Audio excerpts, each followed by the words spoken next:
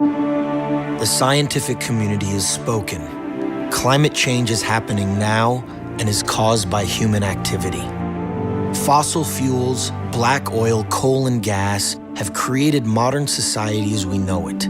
But when burnt into the atmosphere, carbon causes climate change. But it doesn't have to be this way. We have the solutions, and we must move quickly to implement them. Human ingenuity, working alongside Earth's natural systems, is building a new world that is sustainable and self-reliant. By harnessing the elements, the sun, wind, and waters, we can move away from our dependence on fossil fuels, decentralize, and create a sustainable economy that will support our modern civilization long into the future. To bend the carbon curve and reverse climate change, we need to stop burning fossil fuels. But how do we power this new world? What does the world look like off fossil fuels? The first thing people need to understand is that we don't need fossil fuels anymore. It's been this terrible myth that has kept us chained to those dirty fuels, that they're a necessary evil, and we just don't need them. We need to start transitioning rapidly, at least by 2020, to a state of clean and renewable energy for all purposes. That's electricity, transportation, heating and cooling, and industrial processes. And we think clean is wind, water, and solar power. So for electricity, it's the wind turbines, solar photovoltaics, which go on rooftops or in power plants, even tidal and wave offshore, even geothermal power, some hydroelectricity. For heating and cooling, we need heat pumps that run on electricity and run in reverse for air conditioning. Also for industry, high temperature processes, we'd use electricity or some hydrogen. Solar is proven technology. People have been investing in it for decades. Google, Apple, Warren Buffett's invested almost $7 billion in solar projects. So if you do it right, you can create a really solid investment that generates cash flows every month, and Mosaic is working to make it possible for all of us to participate in investing in this exciting and important new asset class that are banking on the sun.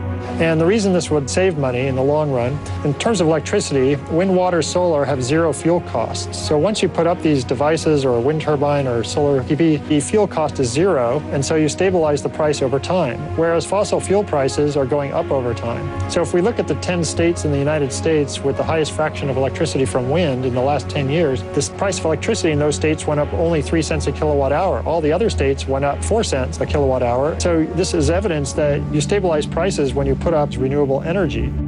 We have the capacity, we have the robustness to step up to big crises, to big challenges, and deliver not just nation-shifting solutions, but planetary-shifting solutions.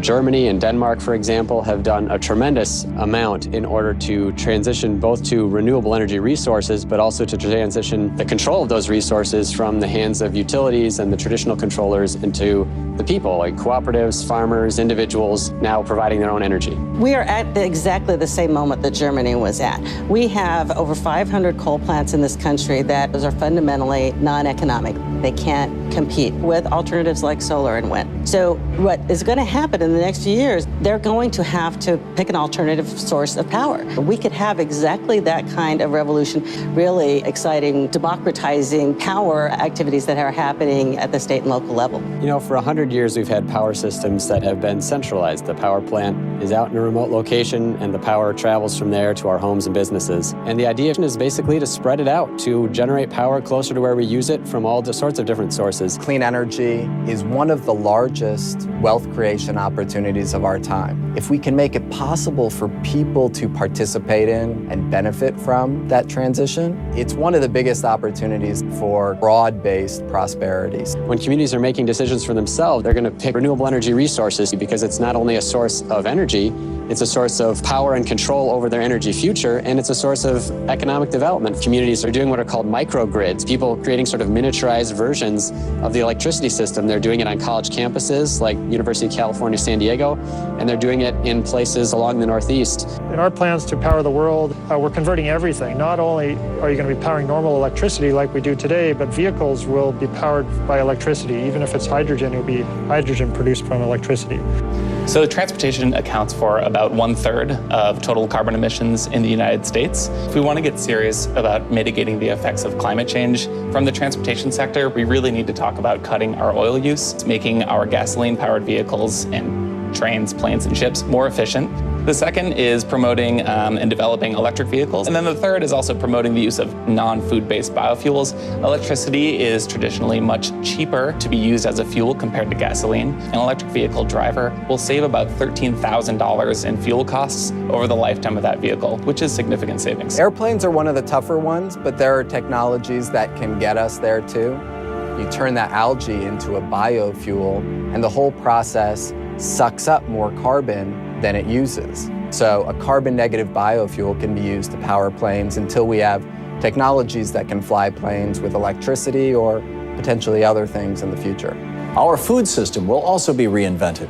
Our reliance on big agriculture with pesticides, fertilizers, and herbicides that come with it results in unnecessary greenhouse gas emissions from enormous factory farms. Between 44 and 57% of current CO2 emissions per year can be directly traced to industrial, conventional agricultural practices. As we have 7+ billion people on the planet, as we're dealing with climate extremes, as drought becomes the new normal, what farming system is more resilient? Regenerative organic agriculture is more productive. The organic fields produce 30 to 35% more corn than the conventional fields. Plants that are being farmed organically are more able to respond to the climate extremes that are the new normal.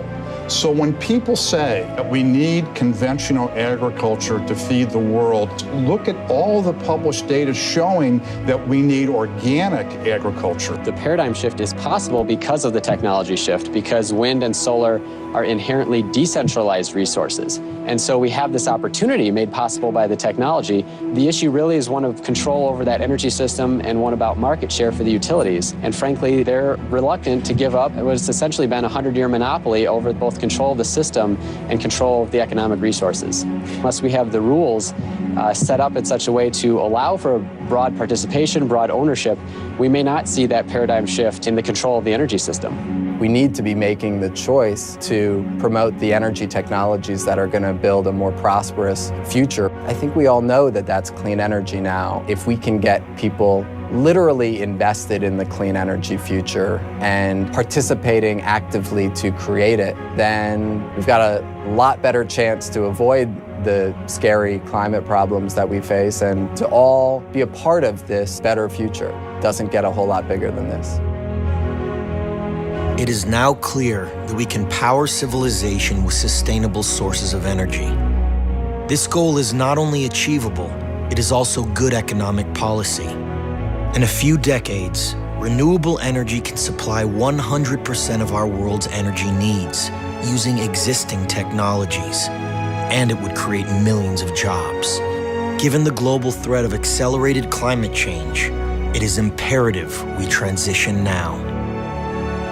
To learn more, go to greenworldrising.org.